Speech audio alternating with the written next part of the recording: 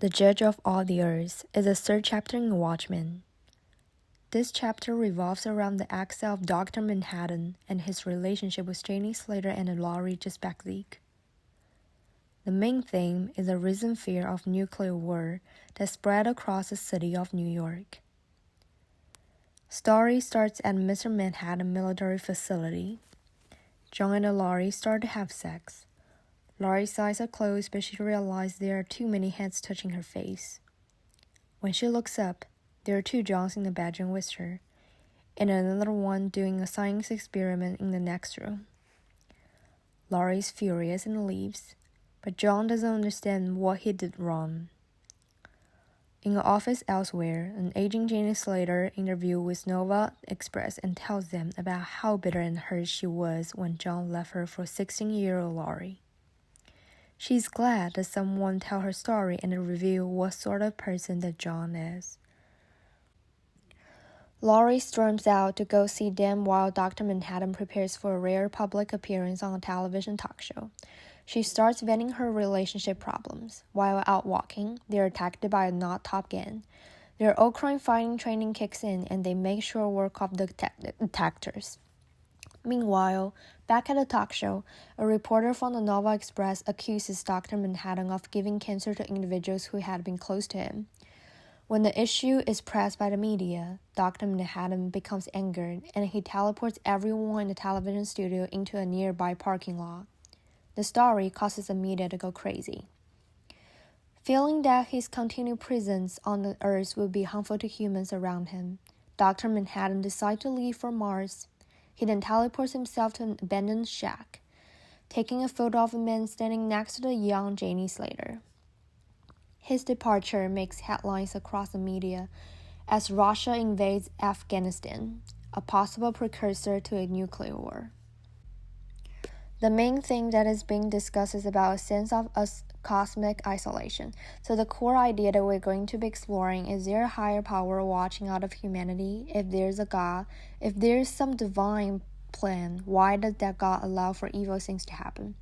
Why would that God like humanity get to the point where they're on the verge of annihilating themselves through atomic weapons? If God was good and all-powerful and all-caring about humanity, why would he let the atrocities like the Holocaust happen?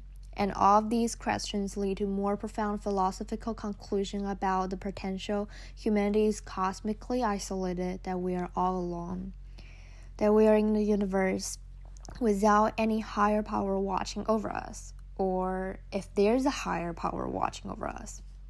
So today, I'm going to talk about 4 main points that are happening in this chapter, which help to better understand the plot. The first one will be the symbol of the trefoil. On the cover of the chapter, there's a trefoil symbol on the fallow shelter sign that's hanging on the building near Bernard's newsstand. So later one's put on the door of Dr. Manhattan's room above danger quarantine area. So the trefoil symbol represents nuclear radioactivity. It represents the fear of a lot of the country felt during the Cold War, in which it was expected that a nuclear war was nigh at any moment. Further, one of many subplots of the storyline involves the sidewalk news vendors in New York City talking with various passbys, and the boy sitting nearby is reading a pirate's same comic book. So chapter 3 is a comic within the comic. So the Black Freighter is also a constant presence in the novel. It tells the story of a long shipwreck survivor who is chased by a band of pirates. And the Watchman and the Black Freighter tell different stories in different genres, but Moore parallels events in the 2 comics. So Moore uses passage from the Black Freighters to increase the tension the readers to feel as the plot of Watchmen advances. So the pirate comics becomes an ongoing motif, eventually coming to parallel the way that several characters occupy roles that seem close to the true heroes.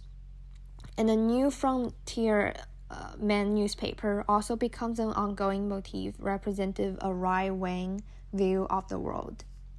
And one detail I want to mention is a news vendor appears frequently throughout the story, and commenting on world events and headlines, since the majority of Watchman's characters are heroes, so the news vendors reflect the feelings of the general population.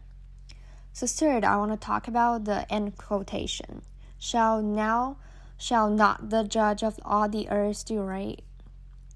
It is from Genesis chapter 18, verse 25.